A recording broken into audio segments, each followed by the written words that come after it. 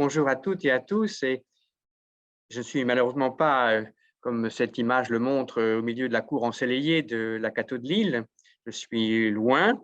Je regrette de ne pas être plus proche, mais je vais quand même essayer de parler de tout mon cœur parce que les thèmes de ces 3 journées me touchent personnellement.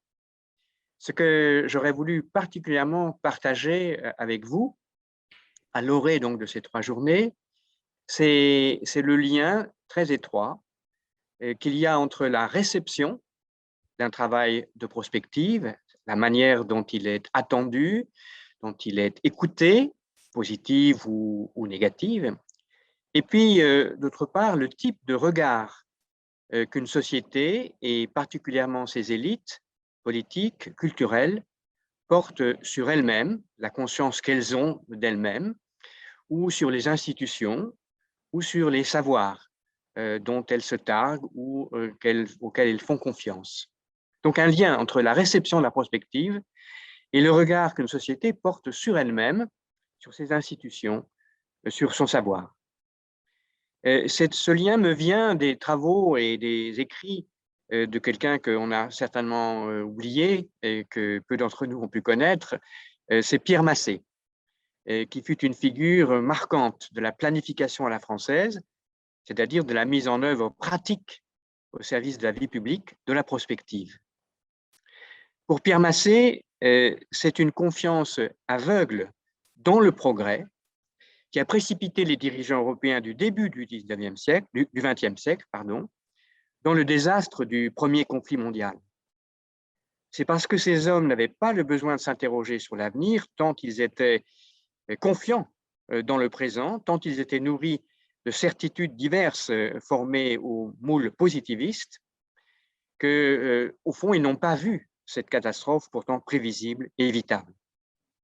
Il aura fallu qu'un second conflit plus dramatique et plus déchirant encore mette à mal la permanence de l'idée de nation et le sens même du progrès pour que s'installe une forme de modestie, d'humilité devant l'avenir qui devait ouvrir les oreilles et les yeux à la prospective. La prospective a survécu au déclin de la planification à la française, c'est-à-dire des personnalités comme Pierre Massé. Et ceci du fait de l'énergie, de la passion, de ce que je nommerais les prospectivistes humanistes qui ont continué de faire vivre cette flamme dans les entreprises, les think tanks et cet après-midi dans l'Université catholique. Et je rends hommage à Michel Salov-Kost et Jean-Marc Sassier, auxquels nous devons, avec Mélodie, ces 2 journées ou ces 3 journées.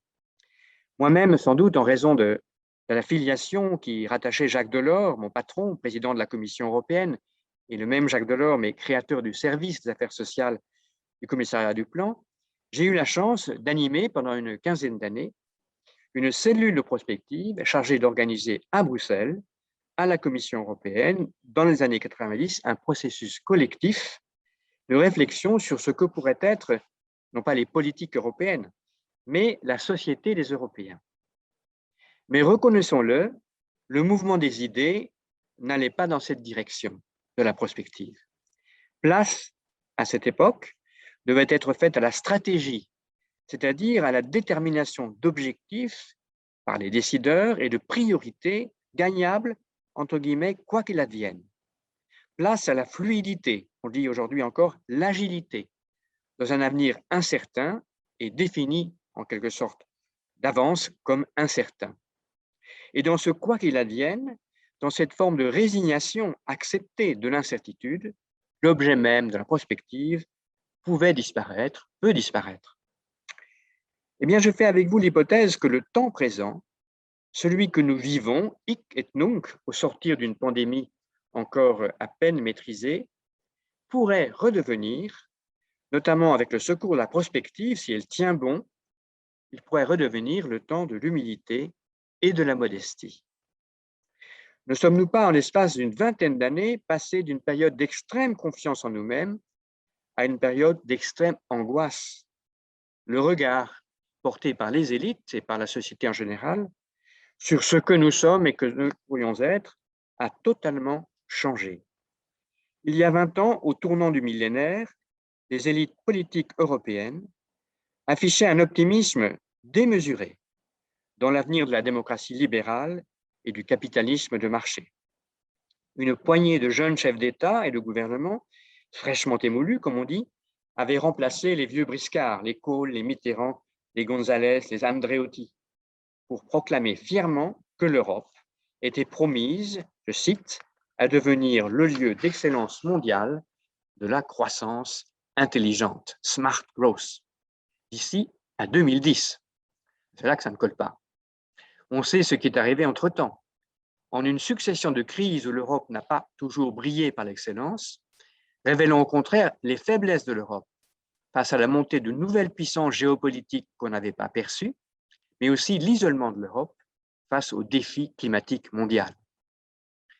L'assurance initiale, et pas si ancienne, s'est donc muée en inquiétude, voire en perte complète de confiance dans les idéaux essentiels qui avaient conduit l'Europe à être ce qu'elle est, une union démocratique de nations.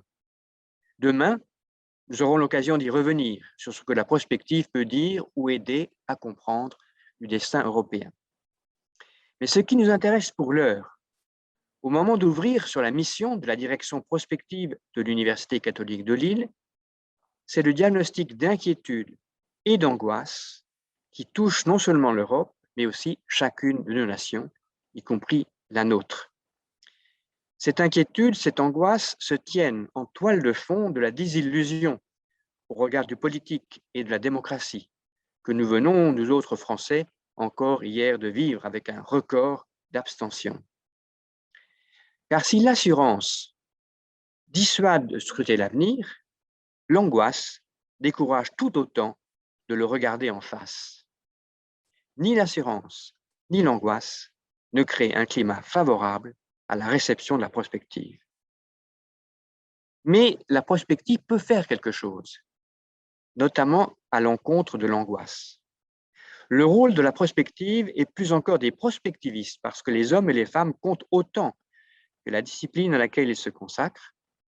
Le rôle, donc, au service de la démocratie, est à mon avis plus que jamais d'aider nos concitoyens, notamment ceux dont le regard peut encore se former, nos étudiants par exemple, ceux qui ne sont pas prisonniers des biais cognitifs. Eh bien, la prospective, les prospectivistes peuvent aider à recommencer d'imaginer les futurs possibles, à redonner au futur un visage pluriel et donc accessible à la volonté collective, comme c'est, je crois, l'ambition d'Ecopos à l'initiative de Pierre Giorgini, le précédent et bien connu président-recteur de cette université. Sous l'angle des représentations du futur, l'actualité est marquée par un étrange paradoxe qui a de quoi choquer les prospectivistes. Jamais, en effet, de ma connaissance, du fait de l'indéniable changement climatique, il n'a été autant question de l'horizon 2030, 2050, voire 2100, mesuré à l'aune d'un unique paramètre, c'est vrai, la teneur de l'atmosphère en gaz d'effet de serre. Nous devrions nous réjouir, en tant que prospectivistes, de l'omniprésence de ces représentations de long terme. Nous savons qu'elles sont destinées, par leur caractère repoussant, à stimuler notre réactivité. Mais nous savons bien aussi les dangers des méthodes des scénarios ou des scénarios s'ils sont construits autour d'un seul paramètre. Mais nous savons surtout d'expérience que se diriger vers l'avenir en prospective ne consiste pas à rétropoler depuis un futur souhaitable jusqu'au présent. Il s'agit bien plutôt de considérer d'abord le temps présent avec la complexité de ses tendances, de ses acteurs et des facteurs par lesquels ils interagissent à partir de cette évaluation raisonnable et collective du présent, envisager les routes possibles vers un avenir souhaitable. Paradoxalement, et c'est son prix pour aujourd'hui, dans ce moment de perte de confiance, de perte de repères, peut-être l'une des contributions les plus fortes, les plus irremplaçables de la prospective, c'est de nous aider à valoriser, à voir le prix et la richesse des potentialités de notre présent. C'est l'habitude des prospectivistes de creuser, de labourer le présent à partir aussi de l'investigation du passé avant de se tourner vers l'avenir. D'ailleurs, le thème de mon intervention demain, ce sera l'Europe, passé, présent et avenir. C'est bien un récit qui s'inscrit dans la discipline de la prospective. Considérez, chers amis, avec humilité et confiance notre présent, dans toutes ses potentialités, malgré toutes les menaces.